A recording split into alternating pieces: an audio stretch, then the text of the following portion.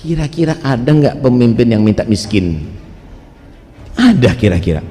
Kalau pemimpin itu adalah siap miskin, rakyatnya insya Allah akan kaya. Tapi kalau pemimpin itu yang dicari adalah kekayaan, rakyatnya miskin, saudara. Negeri ini yang damai ini jangan dikotori. Saya tidak mengatakan bahwa ini adalah ulah rakyat, ini yang masyarakat, ini adalah mereka mengikuti yang ada di atas. Karena itu 4 golongan tadi itu paling bertanggung jawab untuk kerusakan negeri. Orang-orang yang menjadi penyebab bagusnya negeri, daerah, bahkan dunia itu adalah 4. Baik dan rusaknya satu daerah karena 4 ini. Yang pertama yaitu al-abidus salih an-nasik,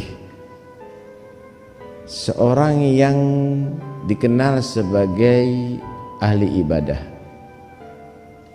yang dia tadi itu soleh, ngikuti ajaran agama. Kalau bahasa sekarang mungkin syekhut thariqah. Dia orang yang sangat berpengaruh, yang dijadikan muqtada bih oleh masyarakat, panutan, mustasyar. Mereka dijadikan tempat musyawarah oleh masyarakat. Bahkan orang-orang yang demikian ini bisa dijadikan al-hakim fima tasyajara bainahum, menjadi hakim yang menentukan di antara polemik yang mereka hadapi. Suami istri bisa didamaikan, antara orang yang bekerja bisa diakurkan. Kenapa? Karena dia sudah dijadikan syekh, guru besar. Guru besar. Ini yang pertama. Yang kedua yaitu al-alim al-amil al-qaim bil amri bil ma'ruf wan nahi 'anil munkar. Orang yang paling berpengaruh untuk salahul alam yaitu orang yang amil, orang yang alim, yang mengamalkan ilmunya. Yang dia tadi itu menegakkan amar ma'ruf nahi munkar dengan tegas, tanpa ada tendensi yang lainnya. Bukan ingin menjatuhkan, bukan ingin mencoreng, bukan ingin dia tadi itu memojokkan, tapi menerangkan yang hak, membela yang hak. Yang ketiga, al-imamul adil, imam yang adil, pemimpin yang adil, yang dia tadi itu adalah perhatian dengan rakyat, berkorban untuk rakyat, bukan mengorbankan rakyat dalam pikirannya, dalam usahanya kemakmuran rakyat, bukan menindas rakyat. Yang keempat, al-ghaniyul karim, orang kaya yang dia tadi itu mendermakan hartanya, punya hati rahmat, tidak ambisi, tidak ingin memonopoli pekerjaan, tapi ingin meratakan ekonomi. Jika 4 ini kriteria seperti tadi, akan makmur kehidupan ini. Insya Allah nggak ada yang demo, insya Allah nggak ada yang protes, insya Allah nggak ada anarkis, insya Allah nggak ada macam-macam. Aman negeri ini semuanya. Wa fi muqabalati dzalik, lawannya sekarang Anda bisa bayangkan, yang jadi abid, yang ditokohkan oleh masyarakat bukan as-soleh, bukan orang yang soleh, tapi at-toleh, orang yang nggak baik. Ditokohkan masyarakat, malah dijual masyarakatnya. ngadakan acara untuk cari keuntungan, punya pengikut untuk cari pengaruh, ditambah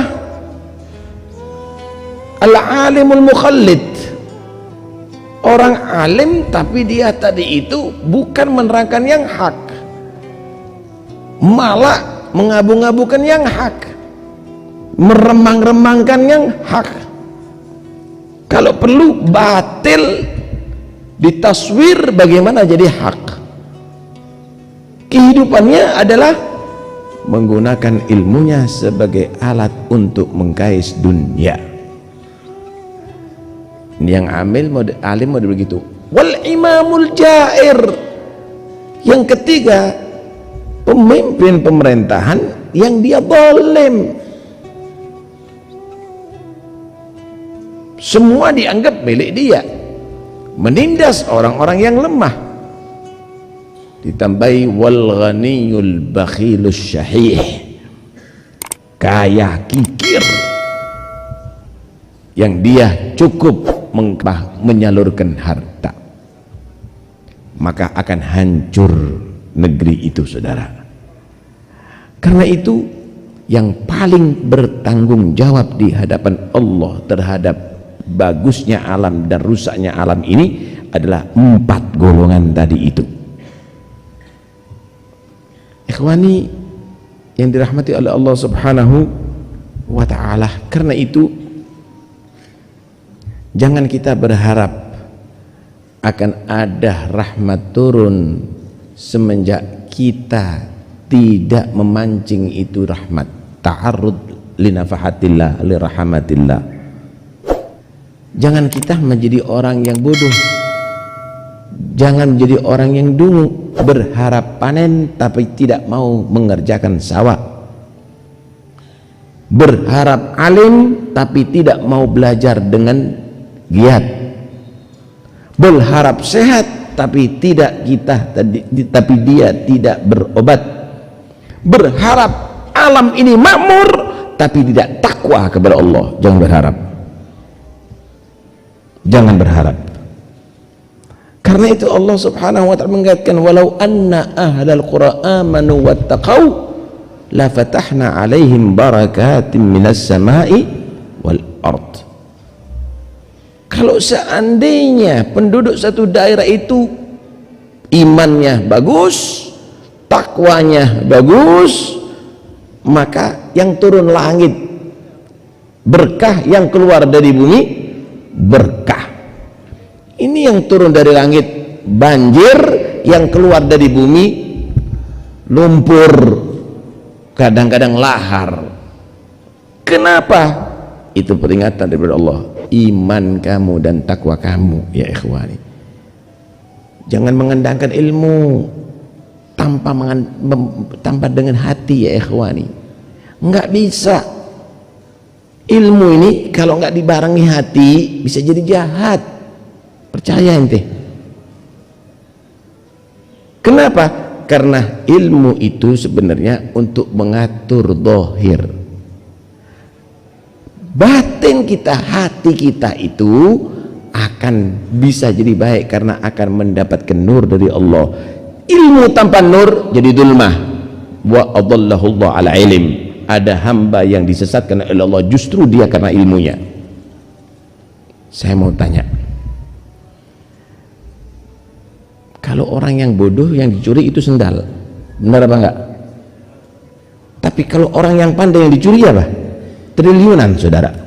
Koruptor itu bukan orang yang bodoh, mereka adalah orang-orang yang pandai. Apakah pandai itu bisa membuat kemakmuran? Tidak cukup pandai, punya hati yang wa ta'ala. Disinilah peran ulama mengajarkan bagaimana tazkiyatun nafas, bagaimana cara mempunyai hati yang baik.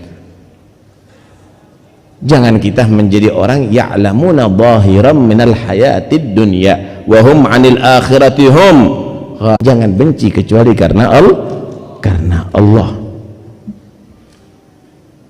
Mau Anda menjadi pejabat, Nabi adalah contoh. Bagaimana Nabi mengajarkan akhlaknya seorang pemimpin sallallahu alaihi wa alihi wasallam. Lihat Habib sallallahu alaihi wasallam, pemimpin yang sangat luar biasa. Beliau menyatakan apa pemimpin? Sayyidul Qom khadimuhum. Pemimpin bukan untuk dilayani, pemimpin adalah pelayan daripada orang yang ia pimpin.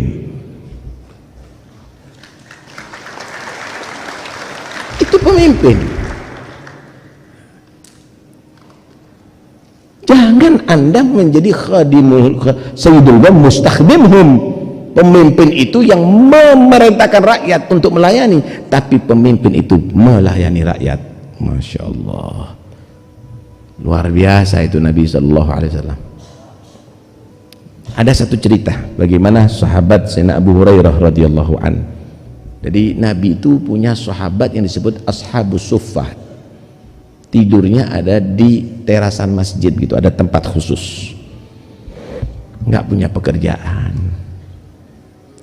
miskin, kemudian tidak ada keluarga, yang diandalkan makan siang, sarapan, makan malam, mungkin itu makanan dari Rasulullah. Sedangkan Nabi belum tentu ada makanannya. Ini sampai 2 hari belum makan ya Abu Hurairah. Tapi itulah jiwa sahabat, nggak pernah minta, nggak pernah minta para sahabat. Dia bertahan lapar daripada minta. Tapi 2 hari. Satu saat Abu Hurairah berpikir, nih kalau diteruskan bahaya ini kita. Keluar dah dari masjid. Mau ikhtiar, nggak bisa bekerja, ada pekerjaan, nggak bisa bekerja beliau.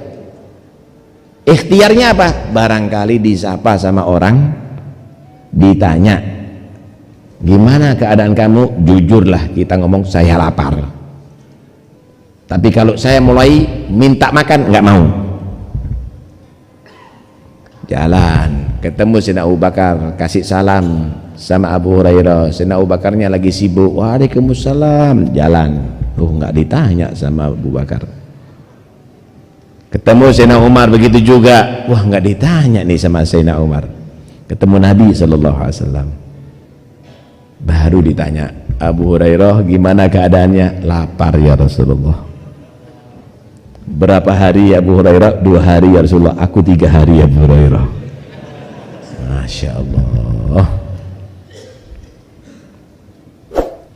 Diajak, ayo ke rumah, barangkali ada rezeki. Rumahnya Nabi berdekatan, langsung sambung dengan masjidnya Nabi, Masjid Nabawi. Tanya, ya Aisyah, ada rezeki? Ada ya Rasulullah. Orang tadi ngirimkan satu qadah, satu wadah, untuk ada qadah itu inaun yush. Semua ya Rasulullah, semua. Wah, gagal kenyang nih kata Abu Hurairah. Gagal kenyang nih. Panggil semuanya. Nabi yang manggil, ayo kita makan, kita ada susu. Datang semuanya dijejer. Abu Hurairah dipanggil, nih taklim. Abu Hurairah, coba kamu gilir mereka minum satu. Wahai Abu Hurairah, aku dulu ya Rasulullah. Iya, minum kamu. Diminum sambil malu-malu Abu Hurairah. Mau diserahkan sama Nabi. Minum lagi Abu Hurairah. Minum lagi ya Rasulullah. Iya, serius Abu Hurairah minumnya. Minum betul. Minum lagi kata Rasulullah. Oh, masih ada ruang. Minum lagi Abu Hurairah. Minum lagi. Nggak penuh ya Rasulullah. Nggak mampu sudah. Nggak muat sudah. Semuanya sudah makan. Iya. Baru Nabi minum. Sayyidul Qom akhiruhum syurban.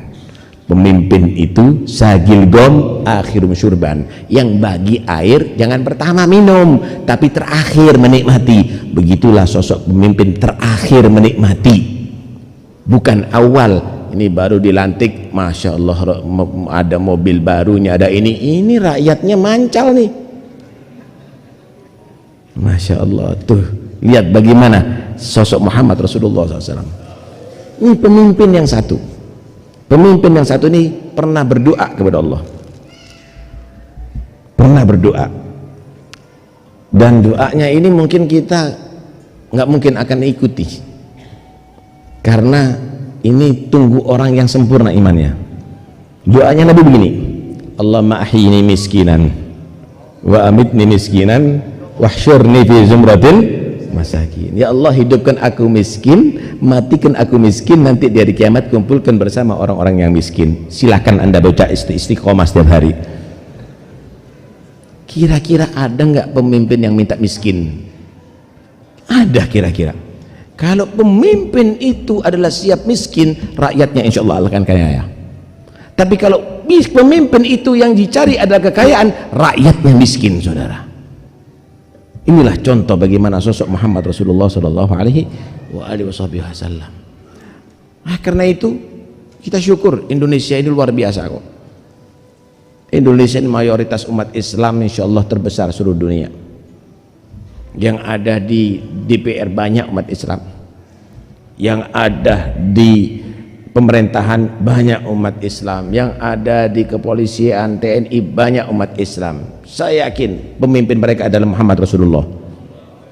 Ayo kita kembali lagi mengikuti jejak akhlaknya Nabi Muhammad SAW. Begitu juga para ulama, tokoh masyarakat, ikuti Nabi Muhammad SAW. Jangan kita menjadi orang yang berburu akhlak, ya ikhwani, karena sesungguhnya Islam itu indah. Islam itu adalah indah. Islam itu mengajak kita bersatu. Nih, saya mau tanya, ini kalau ulamanya, kiainya, habaibnya, polrinya, TNI-nya bisa bersatu di masjid untuk sholat berjamaah, bisa bersatu untuk sholat Jum'ah, bisa bersatu untuk haji dan umrah, untuk tawaf, untuk sa'i, untuk yang lainnya. Bawa terus bersatu di dalam bagaimana menjadi orang manfaat kepada masyarakat. Bawa dengan Islam Anda bisa menjadi orang yang manfaat. Anda bisa bersatu. Anda tidak bisa dipecah belah. Ada di sini karena kepentingan duniawi yang akan membuat kita terpecah belah, ya ikhwani. Karena ambisi kedudukan yang akan membuat kita terpecah belah. Karena itu kumpulnya kita halal bihalal ada di sini, semua komponen ada di sini. Ada ulama, ada orang awam, ada pejabat, gubernur tadi, ada kepolisian, ada TNI, ada wakil rakyat dari berbagai macam partai ada di sini. Semuanya bisa bersatu. Semuanya bisa bersatu. Bawa ini setiap saatnya persatuan ini, dan jangan menjadi wala tatafarraqu. Jangan menjadi orang yang kita berpecah belah. Nggak nikmat, saudara, berpecah belah, nggak nikmat. Damai itu adalah satu kenikmatan. Jangan Anda robah-robah. Jangan Anda robah-robah. Damai itu kenikmatan. Apa yang dirasakan yang ada di Palestina, yang ada di Ukraina sekarang semuanya. Apa yang dirasakan, ibadahnya bagaimana mereka? Ada di Masjidil Aqsa diusir-usir, ya ikhwani. Bagaimana yang ada di Yaman juga demikian. Karena itu negeri ini yang damai ini jangan dikotori. Saya tidak mengatakan bahwa ini adalah ulah rakyat. Ini yang masyarakat ini adalah mereka mengikuti yang ada di atas. Karena itu 4 golongan tadi itu paling bertanggung jawab untuk kerusakan negeri ini atau kemakmuran negeri ini. Mudah-mudahan insyaallah 4 golongan tadi itu akan menjadi orang-orang pilihan, dan insyaallah mereka akan menjadi orang-orang yang bisa membuat negeri ini aman, sentosa, dan mudah-mudahan Allah jauhkan negeri ini daripada segala bala dunia maupun agama, dan mudah-mudahan mereka semuanya dijadikan orang-orang yang sulaha atqiya. Amin ya rabbal alamin. Wa sallallahu ala sayyidina Muhammad wa alihi wasallam. Alhamdulillah rabbil alamin.